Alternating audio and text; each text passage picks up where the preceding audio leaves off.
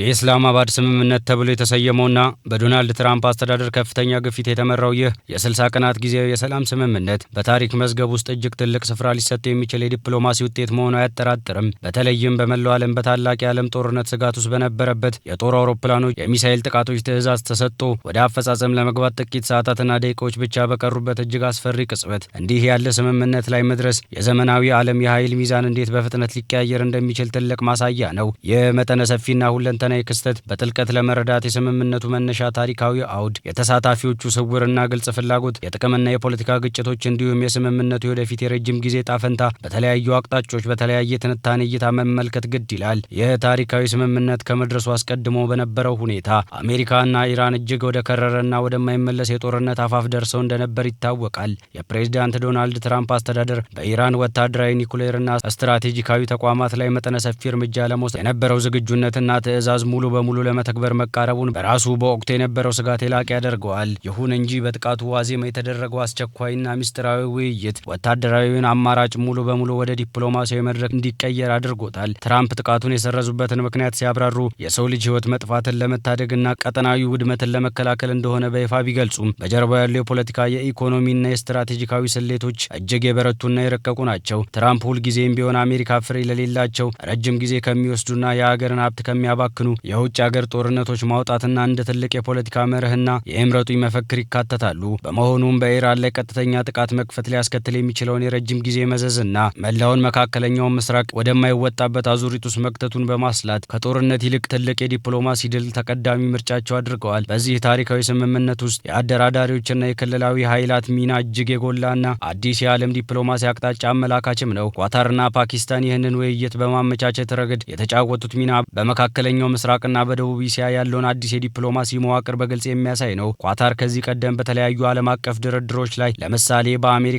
በታሊባን መካከል በነበረው ውይይት እንዲሁም በሐማስና በእስራኤል የሚስጥር ድርድሮች ላይ እንደ አስተማማኝ ድልድይ ሆና አገልግላለች። አሁን ከኢራን ጋር ያላት መካከለኛ የጎረቤት ግንኙነትና ከምዕራባውያን ጋር ያላት ስትራቴጂካዊ የኢኮኖሚ የደህንነት አጋርነትን በመጠቀም ውይይቱን ፍሬ እንዲያፈራ አድርጋለች። በሌላ በኩል ፓኪስታን ከኢራን ጋር የምትጋራው ረጅም ድንበር መኖሩና ከሳዑዲ አረቢያ እንዲሁም ከአሜሪካ ጋር ያላት የቆየ ወታደራዊና ፖለቲካዊ ትስስር ስምምነቱን የኢስላማባድ ስምምነት ተብሎ እንዲሰየምና በገለልተኛ ወገንነት እንድትሰራ ትልቅ እድል ሰጥቷታል። የፓኪስታን የኒኩሌር ኃይል መሆንና በቀጠናው ላይ ያለው ክብደት የቴሄራን አመራሮች ወደ ድርድር ጠረጴዛ ለማምጣት ትልቅ ማባበያ ሆኗል። የሳዑዲ አረቢያ፣ የቱርክና የተባበሩት አረብ ኤሚሬቶች በዚህ የሰላም ማዕቀፍ ውስጥ መሳተፋቸው ደግሞ የቀጠናውን አዲስ የኃይል አስተላለፍ መልክ ያሳያል። ሳዑዲ አረቢያና ኢራን ለረጅም ዘመናት በመካከለኛው ምስራቅ የኃይል የበላይነትን ለመጨበጥ በተዘዋዋሪ ጦርነቶች ውስጥ ሲፋለሙና ሲቃረኑ የቆዩ ሀገራት ናቸው። ሳዑዲ አረቢያ በዚህ ስምምነት ውስጥ መካተቷ የራሷን የኢኮኖሚ ሪፎርምና የታላቁን የቪዥን 2030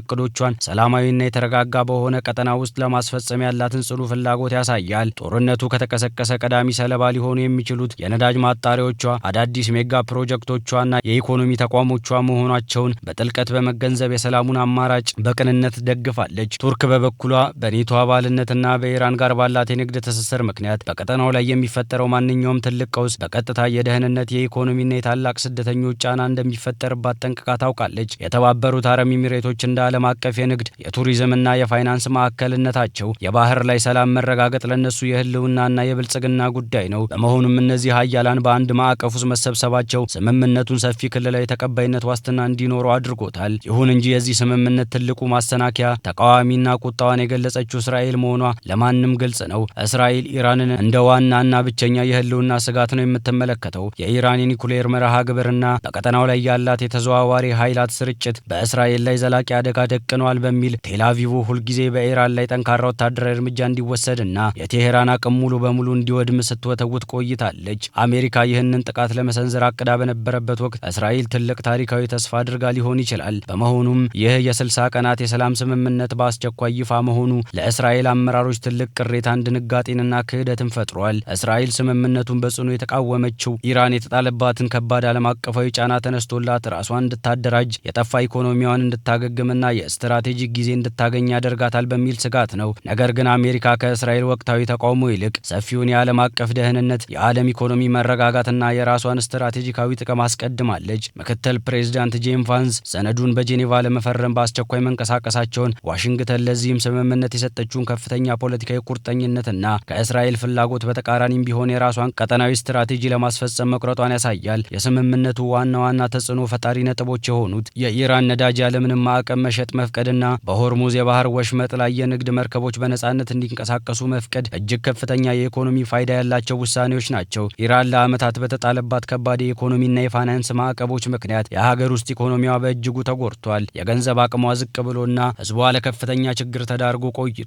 ነዳጇ በይፋና በነጻነት በዓለም ገበያ ላይ እንድትሸጥ መፈቀዱ ለቴሄራን አስተዳደር ትልቅ የኢኮኖሚ መነሻ ከመሆን በላይ በሀገር ውስጥ ያለውን ማህበራዊ፣ ፖለቲካዊ ውጥረት ለማርገብና የህዝቡን አመጽ ለመግታት ይረዳዋል። በሌላ በኩል የዓለም የነዳጅ አቅርቦት ትልቅና ወሳኝ ድርሻ በሚያልፍበት የሆርሙዝ የባህር ወሽመጥ ሰላም መሆኑን ለዓለም አቀፍ ማህበረሰብ ታላቅ እፎይታ ነው። የዚህ ወሽመጥ መሰጋት ወይም በጦርነት ቀውስ ውስጥ መግባት የዓለምን የነዳጅ ዋጋ በአስገራሚ ሁኔታ ከፍ ሊያደርገው ይችላል። የትራንስፖርት ዘርፉንም ሊያናጋውና በዓለም አቀፍ ደረጃ ከፍተኛ የኢኮኖሚ ዋጋ ንረት ሊቀሰቅስ ይችልም ነበር። አሜሪካ የጣለችው እገዳን ለማንሳት መስማማቷ ለኢራን ትልቅ ዲፕሎማሲያዊና ኢኮኖሚያዊ ስኬት ሲሆን ለዓለም ገበያ ደግሞ አስተማማኝ መረጋጋትን የሚሰጥ ነው። ይህ የ60 ቀናት ጊዜያዊ የሰላም ስምምነት ግን ፍጹም ዘላቂ ሰላምን ያመጣል ማለት እንዳልሆነ መረዳት ያስፈልጋል። ስምምነቱ ለጊዜውም ዓለምን ከታላቅ ጦርነት የታደገ ቢሆንም በውስጡ በርካታ ውስብስብ ጥያቄዎች፣ ስውር ወጥመዶችና ስጋቶችን ይዟል። ዋናና አንገብጋቢው ጥያቄ ከ60 ቀናት በኋላ ምን ይከሰታል የሚለው ነው። ይህ ጊዜያዊ ስምምነት ወደ ዘላቂ የሰላም ስምምነት ለመሸጋገር የሚያስችለው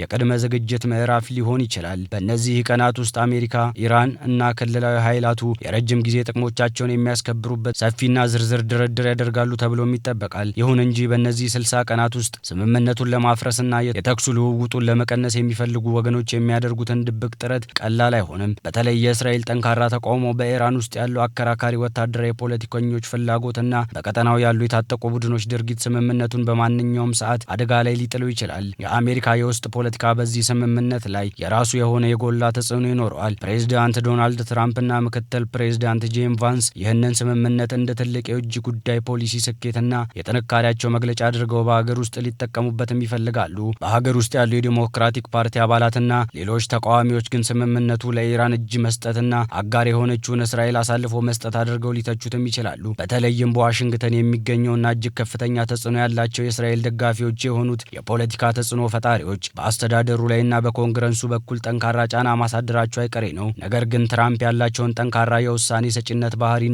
የህዝቡን ድጋፍ በመጠቀም ይህንን ስምምነት ወደ መጨረሻና ወደ ላቀ ምዕራፍ ለማድረስ እንደሚጥሩ ግልጽ ነው። ለኢራንም ቢሆን ይህ ስምምነት አስደሳች ቢሆንም ትልቅ የቤት ስራና ፈተና ይዞ የመጣም ነው። ኢራን ያለምንም ማዕቀብ ነዳጇን የመሸጥ መብት ካገኘች ይህንን ያገኘችውን የኢኮኖሚ እድልና የገንዘብ ፍሰት ተጠቅማ የኒኩሌር መርሃ ግብሯን በሚስጥር ለማስፋፋትና ዩራኒየም የማበልጸግ ስራዋን ለማጠናከር ትሞክራለች የሚለው የምዕራባውያን ስጋት አሁንም በከፍተኛ ሁኔታ አለ። እንዲሁም በቀጠናው ላይ ያለው እንደ ሄዝቦላ፣ ሐማስና ሁቲ ያሉ ታጣቂዎች እንቅስቃሴያቸውን እንዴት እንደምትቆጣጠር የስምምነቱን ቀጣይነት መወሰኛ ዋና ነጥብ ይሆናል። አሜሪካና አጋሮቿ ኢራን ከዚህ ስምምነት በምታገኘው የወደፊት ጥቅም ምትክ በቀጠናው ላይ የምታደርገው የጣልቃ ገብነት፣ የጦር መሳሪያ ማቅረብና የጦር ቀስቃሽነት ሚና እንድትቀንስ ይፈልጋሉ። ይህንን የጥቅም ፍላጎት ሚዛን በአስተማማኝ ሁኔታ ጠብቆ ማቆየት ደግሞ እጅግ ረቂቅና ጥንቃቄ የተሞላበት ዲፕሎማሲያዊ ጥበብን የሚጠይቅም ነው። ይህ የኢስላማባድ ስምምነት በዓለም አቀፍ ደረጃ በኃይል ሚዛን ላይ የሚያመጣው ለውጥ በቀላሉ የሚታይ አይደለም። በተለይ እንደ ሩሲያ፣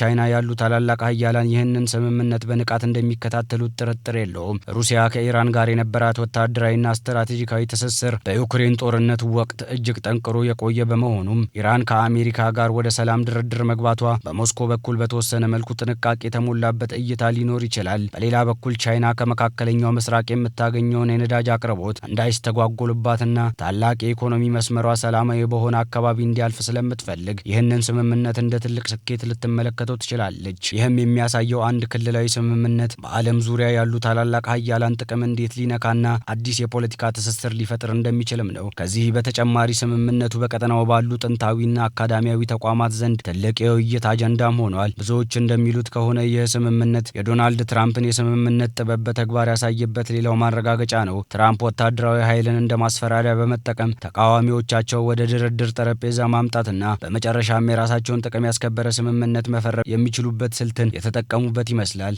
ነገር ግን የዚህ ስልት ስኬታማነት የሚለካው ስምምነቱ በሚያመጣው ዘላቂ ውጤት እንጂ በጊዜያዊ የፊርማ ስነ ስርዓት ብቻም አይደለም። ኢራንም ብትሆን ይህንን አጋጣሚ ተጠቅማ የራሷን የውስጥ አንድነት ለመገንባትና በኢኮኖሚው ረገድ ያላትን ጥንካሬ ለመመለስ እንደምትጠቀምበት ግልጽ ነው። ስምምነቱ የሚፈረምበት የቦታና የሰዓት ዝርዝር በቅርቡ ይፋ እንደሚደረግ መገለጹ የዓለም የዜና አውታሮችና የፖለቲካ ተንታኞች ትኩረታቸውን በሙሉ ወደዚህ ክስተት እንዲያዞሩም አድርጓቸዋል። በቀጠናው ላይ ሊፈጠሩ የሚችሉ ሶስት ዋና ዋና ሁኔታዎችን መገመት ይቻላል። አንደኛውና ተመራጩ ሁኔታ በስምምነቱ በእነዚህ 60 ቀናት ውስጥ በተሳካ ሁኔታ ተተግብሮ ሁለቱም ወገኖች የገቡትን ቃል አክብረው የረጅም ጊዜና ዘላቂ የሰላም ስምምነት ለመፈረም የሚያስችል አዲስ የዲፕሎማሲያዊ ግንኙነት መመስረት ነው። ሁለተኛውና ስጋት የተሞላው ሁኔታ ደግሞ ስምምነቱ በጊዜያዊነት ቢፈረምም በውስጡ ባሉ ክፍተቶች ወይም በሶስተኛ ወገኖች ጣልቃ ገብነት ምክንያት ሳይጠናቀቅ መፍረስ ነው። ሶስተኛው ሁኔታ ደግሞ ስምምነቱ የ60 ቀናት ጊዜን አጠናቆ ምንም አይነት ዘላቂ መፍትሄ ሳይበጅለት የነበረው ውጥረት እንደገና ወደ ነበረበት የሚመለስበት ሁኔታም ነው። ይህ ማለት ሁለቱም ወገኖች ይህንን ጊዜ የራሳቸውን ወታደራዊ ዝግጁነት ለማጠናከርና ስልታዊ ቦታቸውን ለመያዝ ብቻ ተጠቅመውበት ሊሆንም ይችላል። የዚህ ስምምነትን ስኬታማነት ለመወሰን የዓለም አቀፍ ድርጅት በተለይም የተባበሩት መንግስታትና የዓለም አቀፍ አቶሚክ ኢነርጂ ሚናም ወሳኝ ነው። ስምምነቱ በተግባር ላይ በሚውልበት ጊዜ የኢራን የኒኩሌር እንቅስቃሴን ለመቆጣጠርና ማዕቀቦችን በትክክል መነሳታቸውን ለማረጋገጥ የእነዚህ ድርጅቶች ገለልተኛ ክትትልና ሪፖርት እጅግ አስፈላጊም ነው። አሜሪካ ማዕቀቡን ስታነሳ የኢራን ባንኮችና የንግድ ተቋማት ወደ ዓለም አቀፍ የፋይናንስ ስርዓት እንዲመለሱ መፍቀድ አለባት።